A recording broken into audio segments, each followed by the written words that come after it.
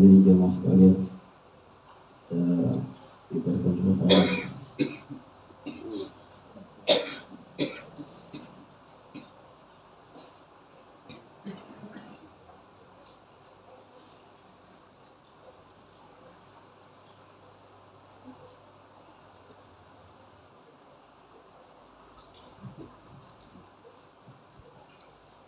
أعوذ بالله من الشيطان الرجيم.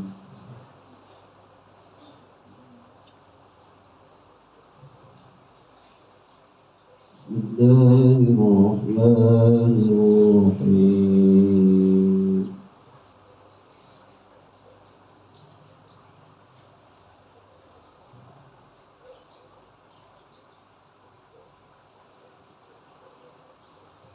قل صدق الله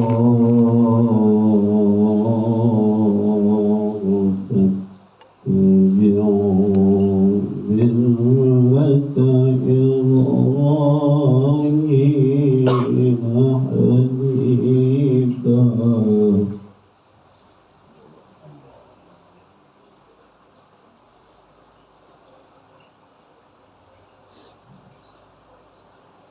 فاتبعوا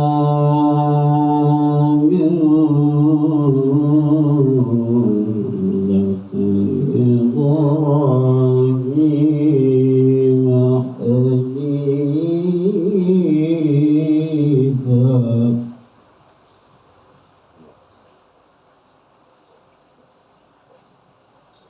وما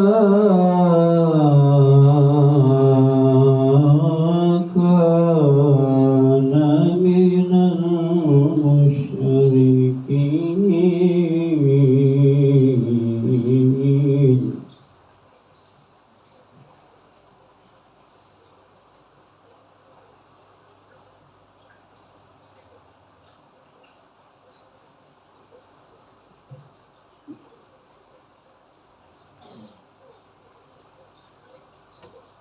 إن أول بيت وضع للناس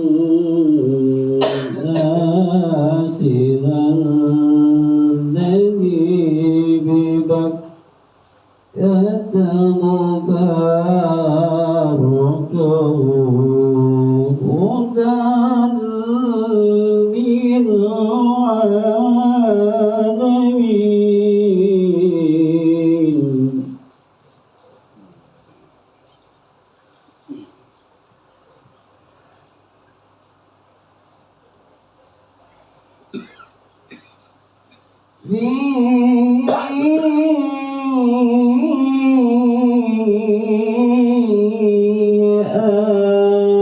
آيات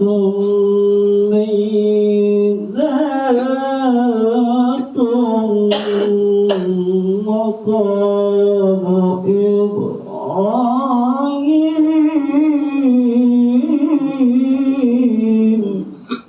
الله.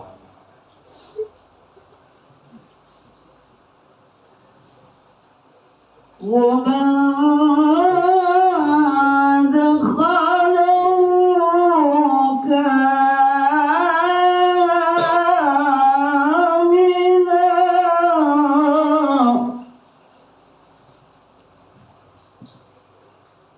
ومن دخله كان آمنا.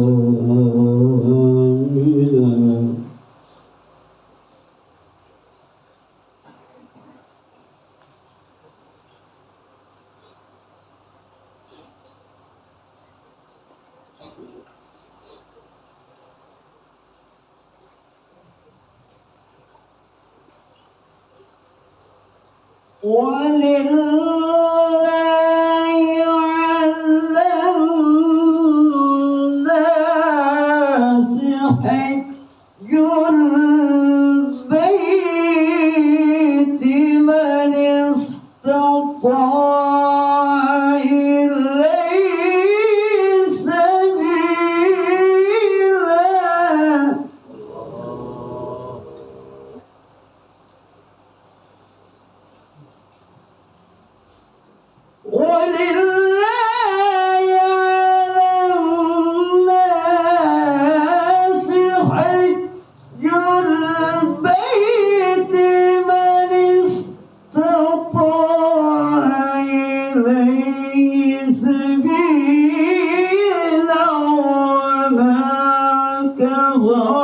فإن الله غني عن العالمين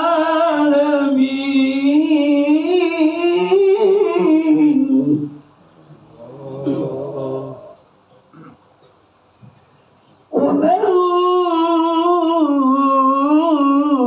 كفر فإن الله غني عن العالمين صدق الله العظيم الفاتحة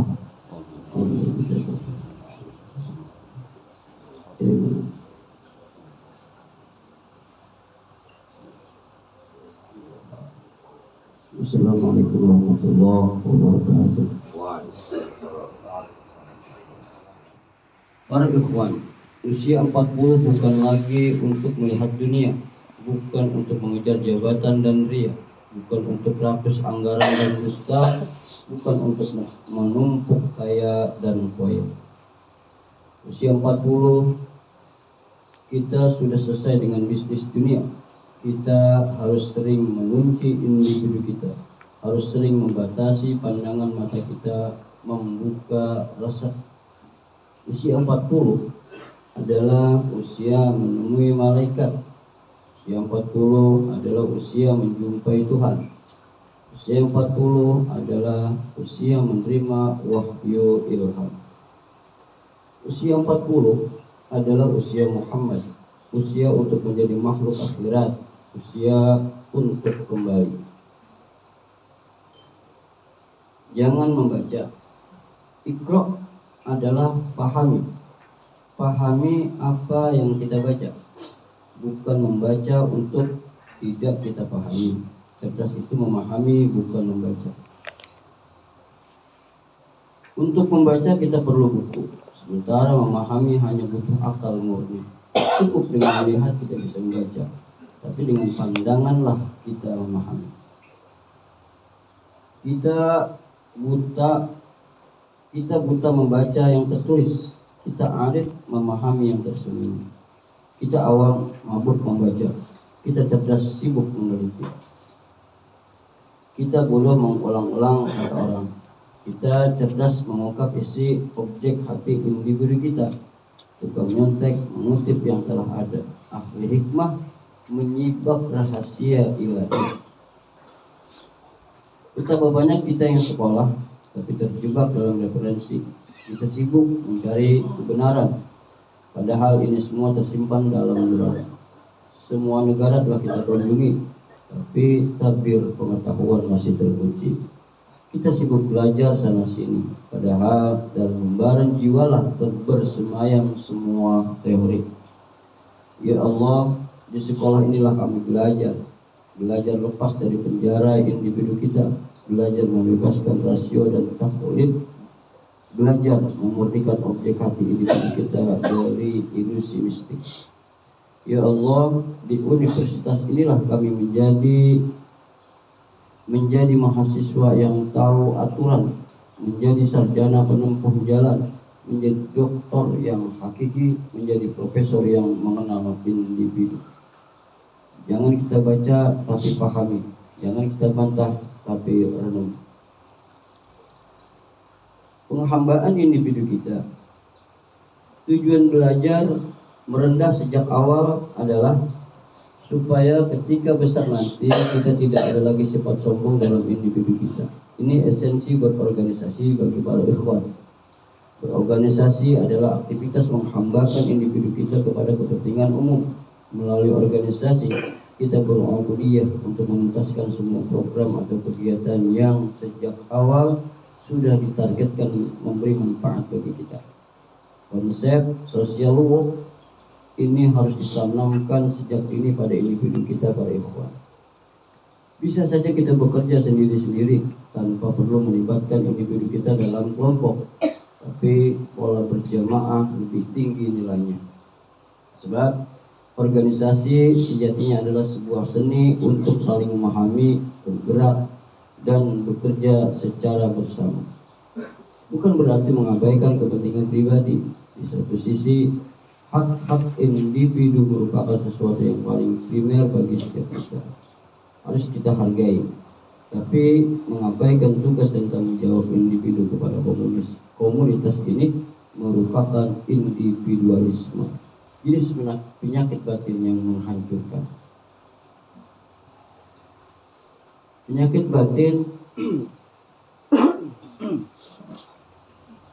batin paling parah yang diderita banyak di antara kita adalah keakuan, berlebih atau egois atau selfish. Termasuk dalam hal ini adalah sikap ignorance, tidak peduli. Sesuatu baru menarik jika hanya ada manfaat personal atau individualistik. Ini penyebab utama kita, termasuk umumnya ikhwan tidak mau buang-buang waktu untuk urusan aktivisme sosial. Yang kita pikirkan adalah bagaimana cepat selesai pengkajian. Ini tidak salah, tapi enggan mengambil peran-peran lebih kritis dan responsif dalam pemecahan masalah-masalah masyarakat melalui bakat, minat, dan ilmu-ilmu yang sedang kita tekuninya. Ini termasuk pseudo intelektual yang parah. Dulu banyak para ustadz dan pimpinan perguruan majelis taklim yang menganggap sepele urusan ini. Bahkan ada yang menghukum ikhwan yang aktif berorganisasi. Padahal Tridharma perguruan tinggi menegaskan pentingnya elemen pengabdian yang terorganisir atau penghambaan diri kepada masyarakat. Namun demikian, hari ini sudah ada pengakuan akan pentingnya sertifikat pendamping kuliah yang menekankan aspek sosial leadership mahasiswa. Akreditasi kampus dan jurusan juga sudah menilai aspek-aspek keaktifan mahasiswa di luar ruang kuliah. Jadi berorganisasi itu penting. Kemampuan mengorganisir berbagai proses secara kreatif dapat menjadi bekal leadership di masa depan. Apalagi jika hakikat berorganisasi sebagai wadah pengembangan jiwa sosial dan politik yang independen benar-benar terinternalisasi. Namun demikian, banyak juga ditemukan orang-orang yang minim aktivisme sosial yang kemudian menjadi pemimpin atau pejabat. Bagus jika kesadaran sosialnya memang tinggi, tapi tidak banyak yang begitu.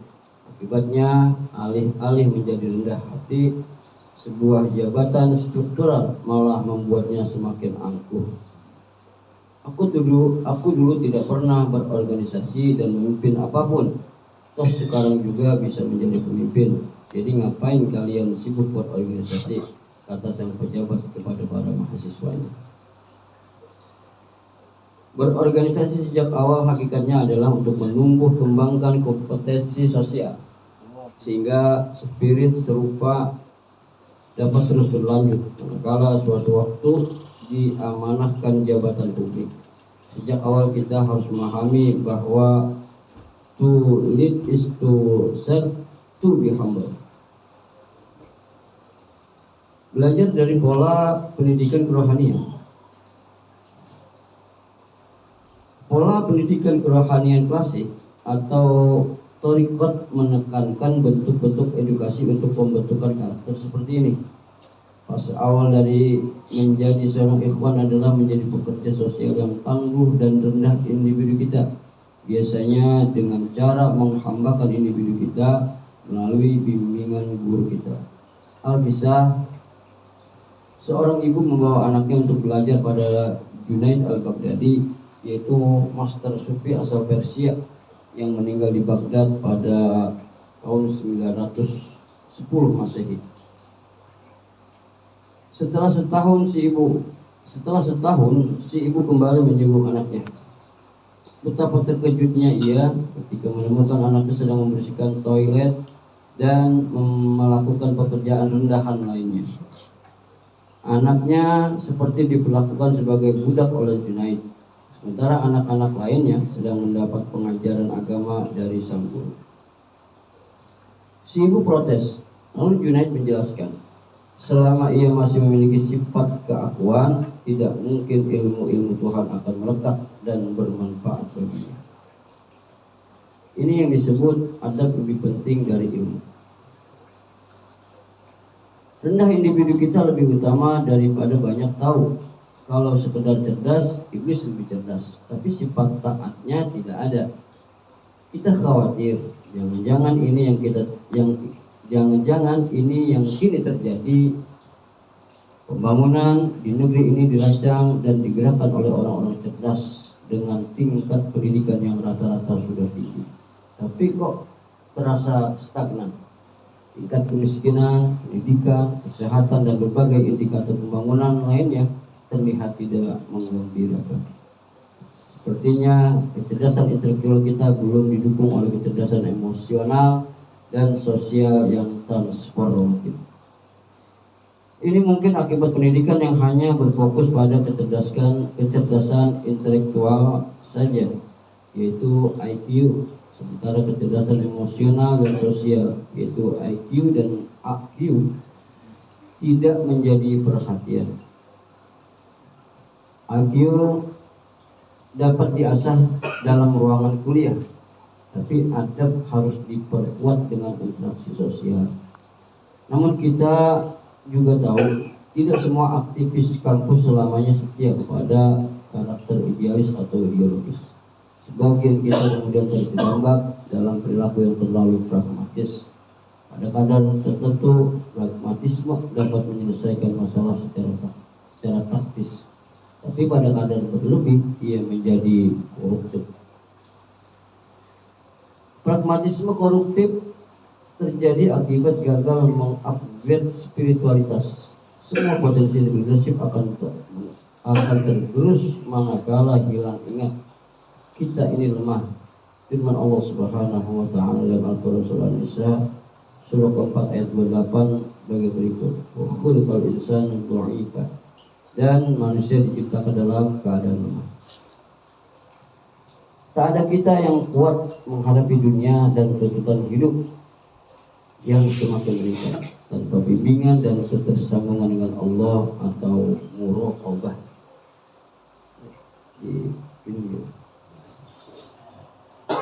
Seringkali isu sesat mencuat dalam diskusi agama, sehingga muncul istilah-istilah seperti aliran sesat, orang-orang sesat, kelompok sesat, dan sebagainya.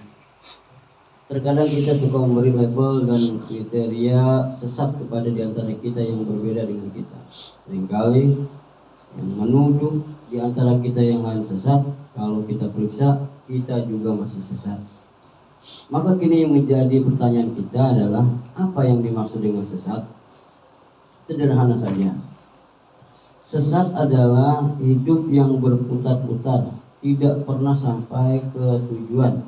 Ibarat kita seseorang yang menempuh jalan, tapi tidak pernah tiba di tempat yang ingin kita tuju. Mungkin kita terjebak di suatu wilayah, atau bisa juga salah arah. Mungkin juga kita lalai pada sesuatu yang tidak menjadi pokok tujuan kita. Sebenarnya apa sih tujuan kita sebagai manusia? Jelas, tujuan kita adalah Allah.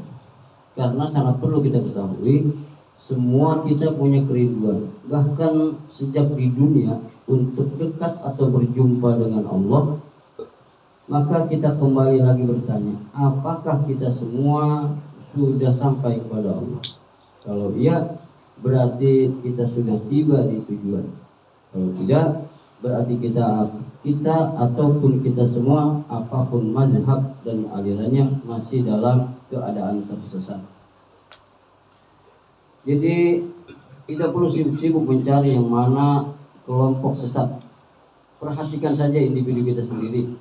Kalau jiwa kita belum sampai kepada Allah, kitalah orang sesat itu. Itulah tugas kita sekarang, memperbaiki individu kita dan menemukan jalan yang lurus agar tidak lagi tersesat dan cepat sampai kembali kepada Allah. Siapa sampel di antara kita yang tidak tersesat? Sampelnya adalah para nabi dan wali-walinya. mereka adalah orang-orang yang telah sampai kepada Allah sejak di dunia. Mereka sudah sampai kepada Allah sejak masih hidup di muka bumi. Mereka sudah bisa melakukan kontak dan hubungan komunikatif dengan Allah. Mereka bisa berinteraksi secara langsung, yaitu laduniah dengan Allah. Itu pertanda bahwa mereka sejak hidup di dunia telah usul, rujuk, lingkup atau terhubung dengan Allah. Itulah ciri-ciri orang yang tidak lagi sesat. Karena inilah disebutkan firman Allah Subhanahu wa taala dalam Al-Qur'an surah Al-Fatihah.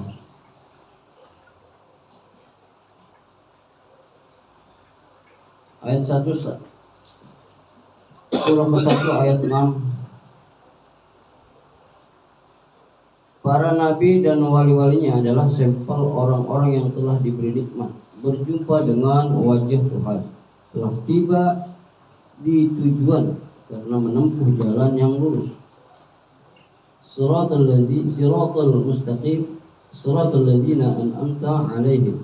Jalan yang lurus yaitu jalan orang-orang yang telah Engkau beri nikmat. Maka makna jalan lurus adalah jalan yang bisa membawa kita secara langsung ke tujuan tanpa harus berputar-putar, tidak bias dan tidak bertele-tele. Para nabi sejak muda sudah memiliki pengalaman-pengalaman spiritual yang luar biasa karena mereka menemukan jalan lurus, jalan yang dapat membawa mereka cepat untuk tiba di tujuan. Karenanya muda-muda sudah memiliki karomah dan mukjizat dari Tuhan. Sejak muda sudah mengenal Allah. Kalau kita belum mengalami hal ikhwal spiritual yang serupa dengan mereka, berarti kita masih berada di jalan yang berbeda, jalan yang tidak sama dengan mereka. Sebab siapapun yang menempuh perjalanan Jakarta-Bandung melalui jalur yang sama, apalagi dengan kereta yang sama, pasti lebih kurang akan memiliki pengalaman dan melihat hal-hal yang sama.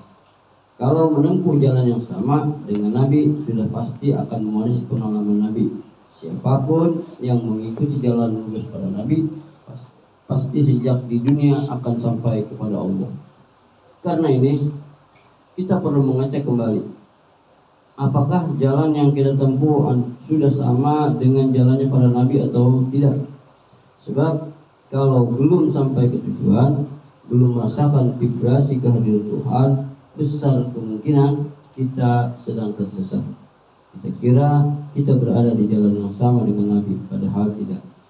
Atau malah jangan-jangan kita termasuk kelompok yang dimurkai sehingga tidak diperkenankan untuk bertemu dengannya. Jadi kita tidak perlu terpesona dengan banyaknya amal ibadah kita, banyaknya hafalan Quran kita.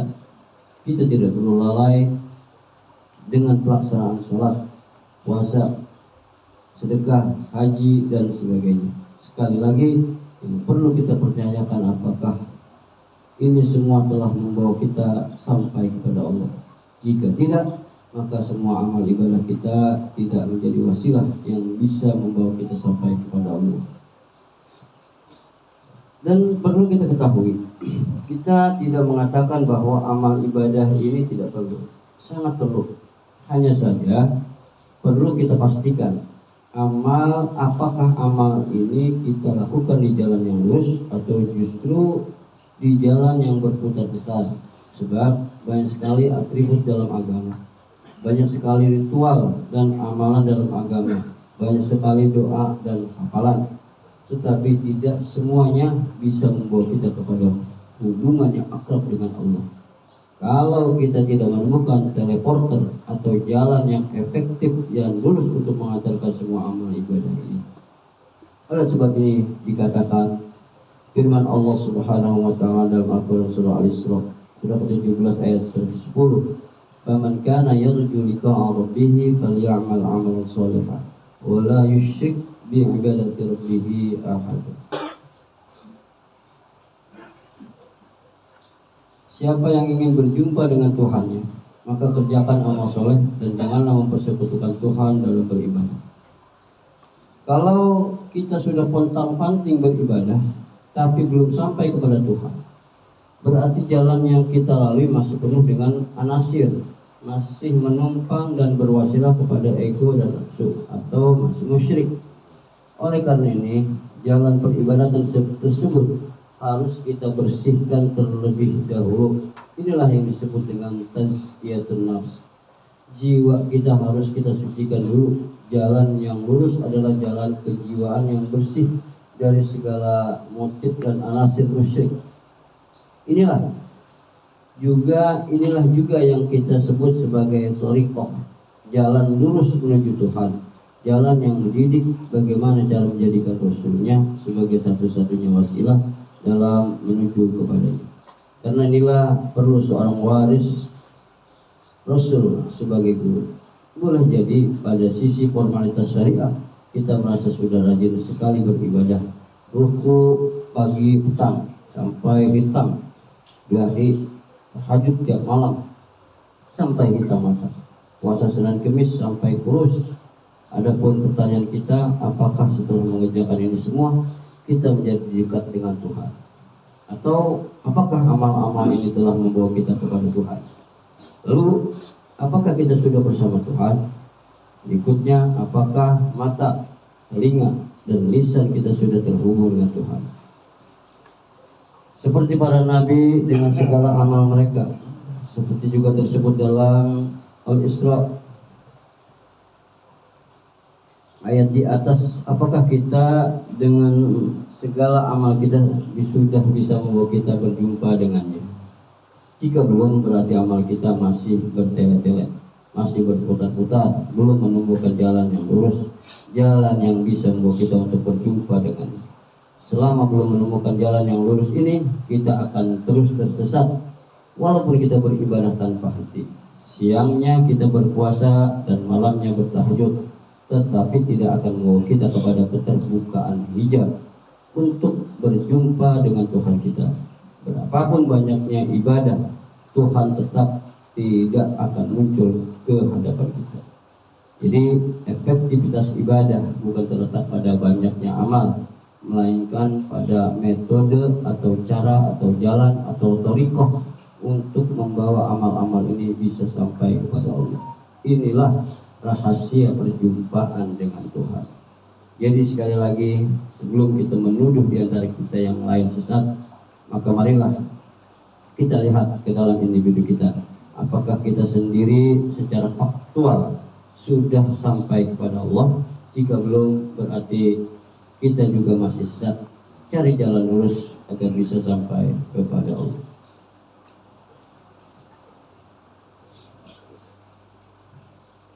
Ini belum.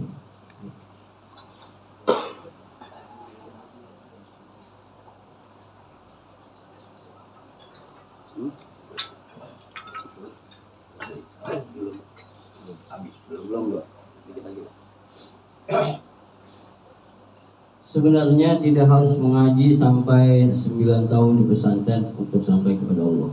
Tidak harus sekolah ke Mesir dan Madinah sampai dapat gelar profesor, doktor.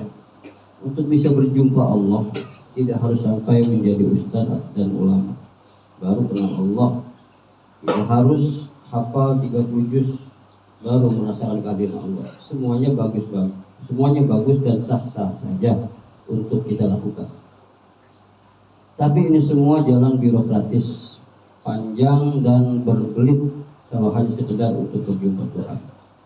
Sebenarnya Islam ini jalan yang sangat sederhana. Lihat kasus Musa alaihissalam. Cukup hanya perlu 40 hari mujahadah.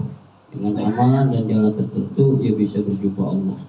Firman Allah Subhanahu wa taala dalam Al-Qur'an surah Al-A'raf surah ke-7 ayat 142 dan 143. Wa wa'adna Musa 30 lailatan wa atmamna bi asri fatamma miqatu rabbih 40 lailah. Wa qala Musa li akhihi Harun akhlifni fi qaumi wa aslih wa la tattabi' sabilal mufsidin. Walamma jaa Musa limiqatina wa kallamahu rabbuh qala rabbi arini anzur ilaika qala lan tarani walakin ila jabali fa in istaqarra makanahu fasawfa tarani Falamma tajalla rabbuhu lil jabal ja'alahu dakka wa kharra Musa sa'iqa. Falamma afaqa qala subhanaka tubtu ilaika wa ana awwalul mu'minin. Kami telah menyajikan Musa untuk memberikan kitab Taurat setelah bermunajat selama 30 malam. Kami sempurnakan jumlah malam itu dengan 10 malam lagi. Maka lengkaplah waktu yang telah ditentukan Tuhannya 40 malam. Musa berkata kepada saudaranya yaitu Harun, gantikanlah aku dalam memimpin kaumku. Perbaikilah dirimu dan kaummu, dan janganlah engkau mengikuti orang-orang yang berbuat kerusakan. Ketika Musa datang untuk bermunajat pada waktu yang telah kami tentukan selama 40 hari, dan Tuhan telah berfirman langsung kepadanya. Dia berkata, ya Tuhanku, tampakkanlah dirimu kepadaku agar aku dapat melihat engkau. Dia berfirman, engkau tidak akan sanggup melihatku, namun lihatlah ke gunung itu. Jika ia tetap di tempatnya seperti sedia kala, niscaya engkau dapat melihatku. Maka ketika Tuhan yang menampakkan keagungannya pada gunung itu hancur luluh dan Musa pun jatuh pingsan. Setelah Musa sadar, dia berkata, Maha suci engkau, aku bertobat kepadamu dan aku adalah orang yang pertama-tama beriman. Semua nabi begitu. Artinya apapun mazhab dan manhaj kita, selama menemukan jalan yang lurus, metode yang benar, pasti berjumpa dengan Allah. Kita semua diciptakan berbeda, dengan kiblat dan jenis amalan yang memang tidak pernah bisa diseragamkan. Kita disuruh berlomba dengan keanekaragaman ini.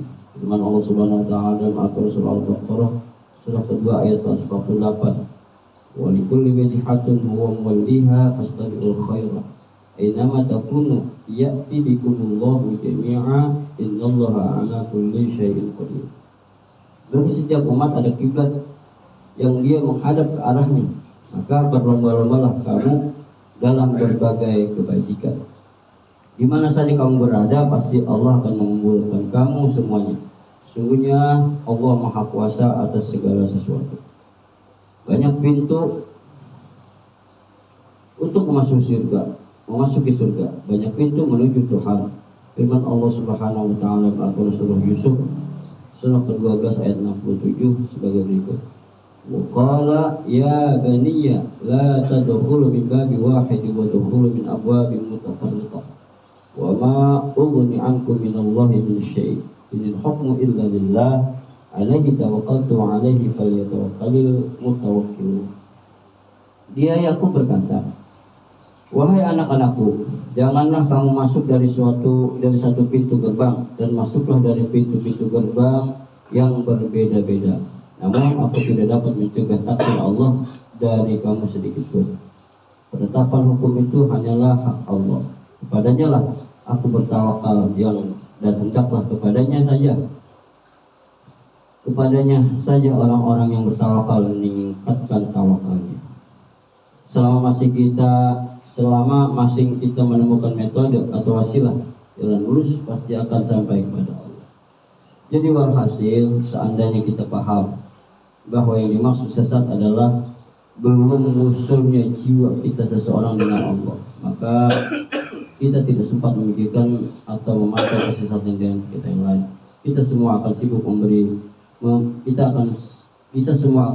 membenahi kesesatan masing-masing. Maka sangat perlu kita ketahui, adapun hal ini bila kita tanpa bimbingan, mudah sekali kita sebagai manusia terperdaya oleh iblis, sosok yang memang sangat ahli di bidang ini dan berpengalaman jutaan tahun. Jika hijrah fisik kita bisa lakukan dengan mudah tanpa bimbingan, hanya mengikuti tren, maka hijrah objek hati individu kita, hijrah rohani, wajib dengan bimbingan di antara kita yang tersambung dengan zahir dan batin kepada Rasulullah, yang mampu mentransfer kalimat Allah ke dalam objek hati individu kita, sehingga objek hati individu kita menjadi terang benderang. Ada tandanya, yaitu kita dapat merasakan hadirnya atau hidupnya atau berdetak objek hati individu kita menyebut asmanya yang posisinya di antara dua tulang rongga dada di atas perut kita, dan kita dapat menyaksikan hamparan cahaya yang sangat terang benderang yang tiada bertepi di setiap bertakbir pada saat melaksanakan sholat. Mudah-mudahan kita selamat dunia dan akhir. Amin. Amin ya rabbal alamin.